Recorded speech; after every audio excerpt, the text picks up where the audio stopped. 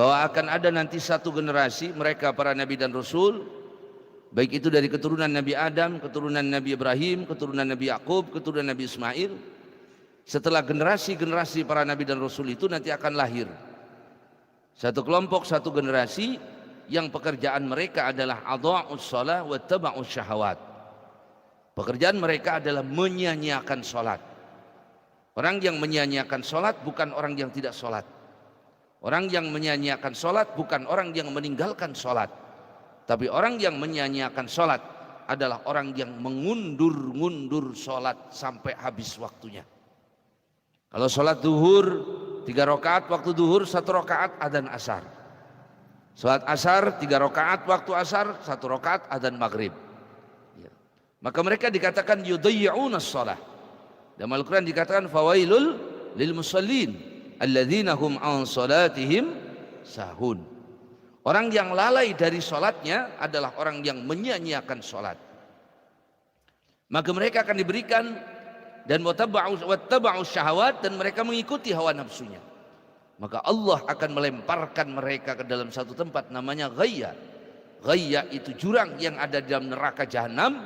Jangankan manusia, jangankan malaikat, neraka sendiri takut dengan jurang yang ada pada dirinya tersebut. Orang yang menyia-nyiakan sholat dimasukkan ke ghayya tersebut. Jangan tanya orang yang meninggalkan sholat. Illa man taba, kecuali orang yang bertobat.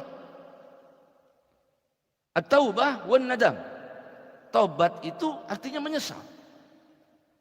Intisari daripada bertobat adalah orang itu menyesal atas apa yang dilakukannya fima madha, yang telah dilakukan dari perbuatan salah, baik meninggalkan wajibat ataupun fi'lul manhiyat, atau melakukan yang dilarang. Maka orang tersebut kemudian menyesal. Ini adalah intisari daripada taubat.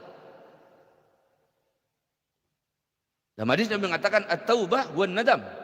Taubat itu ya nadam, isinya adalah menyesal. Menyesalnya itu sebagaimana orang kehilangan seluruh hartanya dan kehilangan seluruh anak keluarganya. Bagaimana dia sedih dan menyesal, sementara itu terjadi karena perbuatannya. Maka disitulah seperti itu menyesalnya. Adapun secara syariat orang bertobat itu dikatakan tobatnya benar kalau dia memenuhi 4 syarat. Yang pertama an-nadam, menyesal. Yang kedua iqla', meninggalkan perbuatan maksiat tersebut. Tidak dikatakan orang itu bertobat menangis mohon ampun kepada Allah, tapi di sisi lain dia mengatakan itu sambil berbuat maksiat. Taubat saya ya Allah dari riba, tapi terus melakukan riba, maka tidak iqla' namanya. Yang ketiga azam,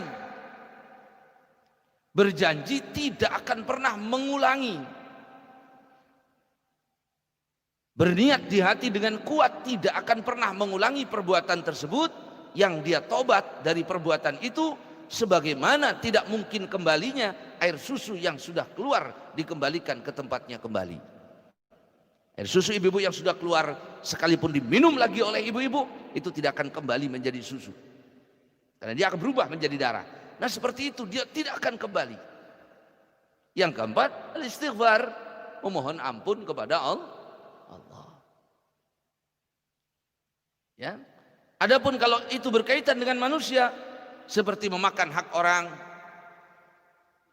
menzalimi orang, atau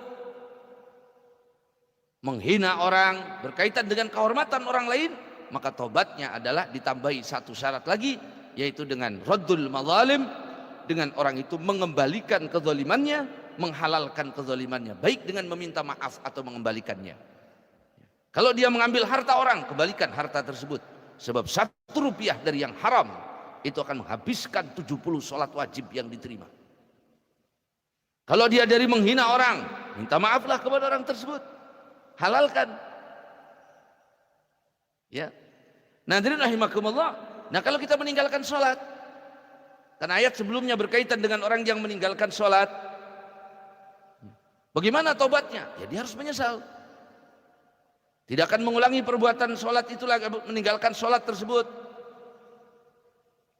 Berjanji tidak akan pernah mengulangi meninggalkan sholat.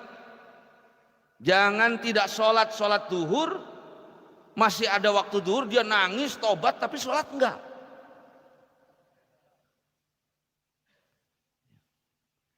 Dan tidak akan mengulangi lagi. Ya, akan tapi kalau dalam sholat ditambahi wajib mengqadha sholat tersebut. Berapa lama enggak sholat qadha? 10 tahun, 10 tahun qadha. Itu tanda kita itu betul tobatnya. Wah, kalau begitu berat, berarti Anda enggak serius tobatnya. Bagaimana Ghamidiyah, seorang wanita yang berzina pada zaman Nabi, karena betul tobatnya, karena siddiq di dalam tobatnya, dia siap untuk dirojam, dilempari sampai meninggal. Lah ini cuma suruh mengulang sholat. Wah, kalau saya nggak ngingat itu sholatnya antara 3 tahun 4 tahun. Kalau antara 3 tahun 4 tahun, ambil yang paling banyak. 4 tahun. Kayaknya antara 3 sampai 10. Ambil 10 tahun. Qadha itu semua sholat sehari 5 kali, sehari 5 kali. Ya. Sambil bertobatnya harus, menyesalnya harus, dan mengulang sholatnya harus. Kapan waktu qadhanya? Kapan saja. Hadirin rahimakumullah, orang yang meninggalkan sholat itu ada 2. Satu, meninggalkan sholat tanpa uzur, sengaja tidak sholat, kemudian dia tobat, nyesel, dapat hidayah mendadak. Apa yang dia lakukan? Maka dia wajib menyegerakan qadhanya. Misalnya dia tidak sholat duhur, waktu asar, waktu masuk waktu asar dia sadar. Dan dia menyesal tadi tidak sholat duhur, sengaja, padahal bisa, mampu sholat duhur, tapi dia tidak bisa melakukannya, tidak melakukannya. Maka begitu waktu asar masuk, dia wajib mendahulukan qadha daripada sholat asar. Qadha duhur dulu, baru kemudian Jelas? Itu karena meninggalkannya tanpa uzur. Kalau meninggalkannya karena uzur sholat itu cuma 3. 1, tidur. Yang sering itu tidur itu sholat subuh. Bangun-bangun jam 8. Pura-pura ke kamar mandi cepat-cepat sholat subuh jam 8. Ketika ditanya istrinya sholat apa jam 8? Sholat duha. Lo kok duha kok pakai kunut? Sekarang banyak corona. Makanya saya mendoakan doa tolak bala. Kalau orang itu meninggalkan sholat karena uzur, uzurnya apa? Tidur. Awas, tidur itu menjadi uzur kalau bapak tidurnya sebelum masuk waktu. Tidur jam 11 siang, bangun-bangun jam 5 sore. Nah itu uzur, nggak sholat, uzur. Tapi kalau tiap hari jendel, masa tiap hari uzur? Jangan menyengaja uzur. Tidur misalnya jam 10, bangun-bangun jam 5 sore. Uzur. Kenapa? Karena dia nggak sholat duhur. Kenapa? Karena tidurnya sebelum masuk waktu. Apa yang dia lakukan? Sunnah mendahulukan qadha, baru kemudian sholat ada. Sholat duhur dulu, baru kemudian sholat asar. Tapi sunnah, tidak wajib. Dengan syarat waktu asarnya masih panjang. Kalau bangunnya itu jam 6 kurang 15 menit, wah itu harus sholat asar dulu. Kalau sholat duhur dulu, nanti sholat asar jadi qadha. Ya, kalau bapak waktunya masih panjang, sholat duhur dulu, baru kemudian sholat asar. Boleh nggak saya asar dulu baru duhur? Boleh.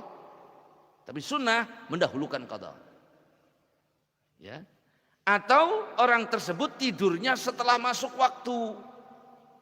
Misalnya sholat isya yang waktunya panjang, kita belum sholat isya, ngantuknya luar biasa, ngomong sama istri, saya tidur dulu, nanti bangunin jam 12, saya belum sholat isya. Tidur. Rupanya istrinya ikut tidur. Bangun-bangun adzan subuh. Enggak sholat isya. Itu udzur apa enggak? Udzur.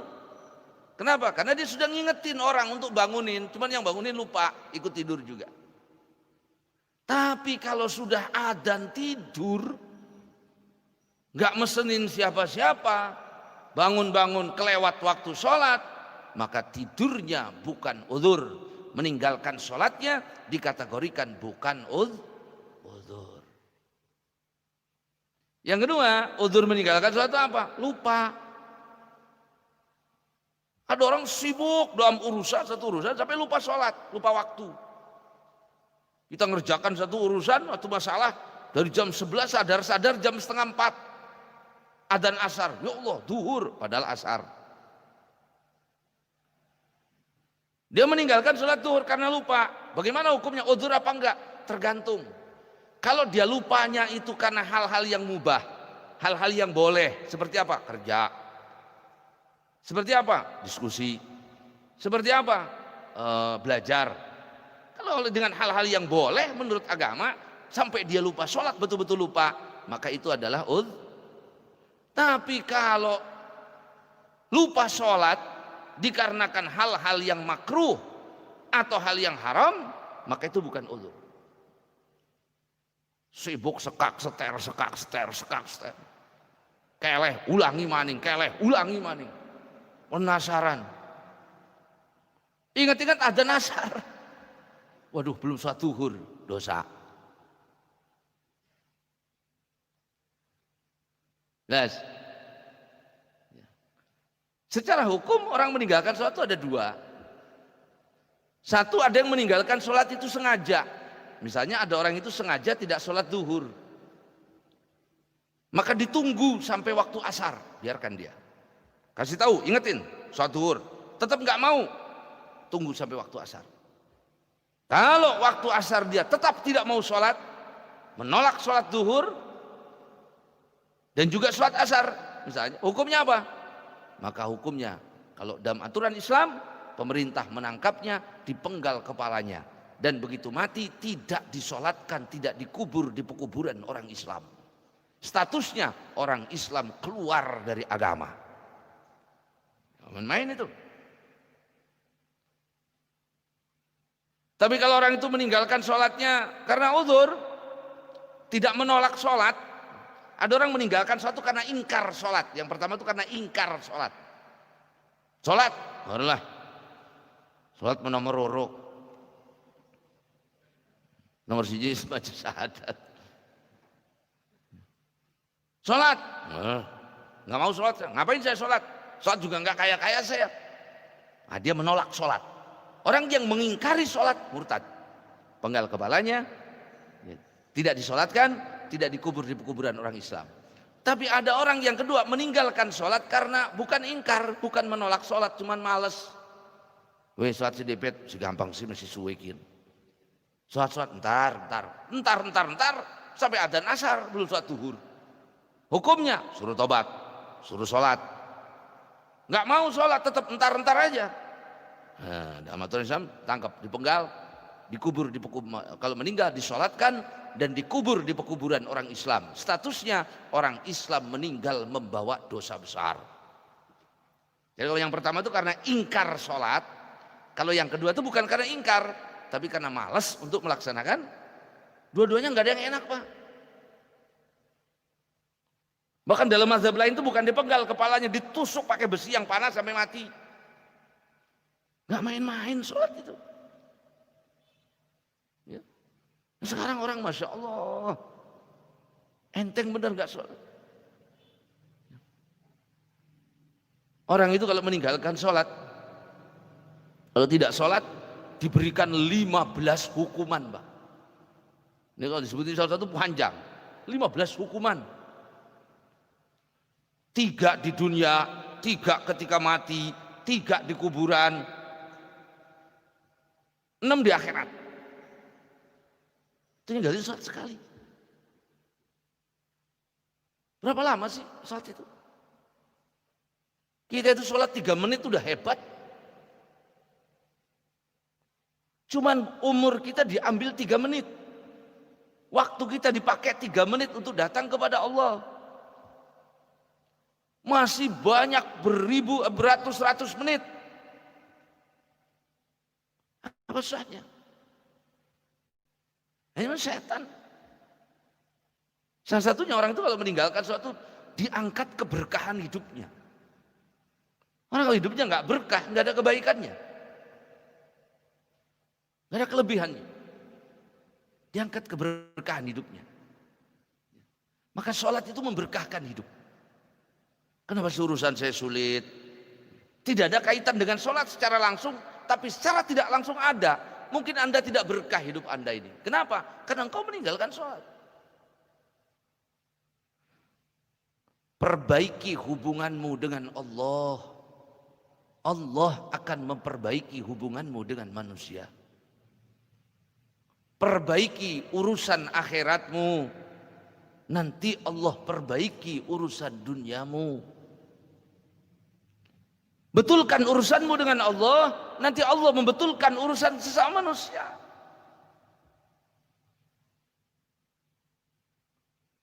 Perbaiki urusan akhiratmu, nanti urusan duniamu, masalah duniamu, urusan-urusan keduniaanmu yang tampak berat dan susah di mata engkau akan dimudahkan oleh Allah. Hebat apa kita bisa membetulkan urusan dunia kita? Tapi tidak ada yang susah, tidak ada yang berat bagi Allah. Maka perbaiki urusan akhirat kita, betulkan akhirat kita, nanti dunia kita diperbaiki oleh Allah. Ya.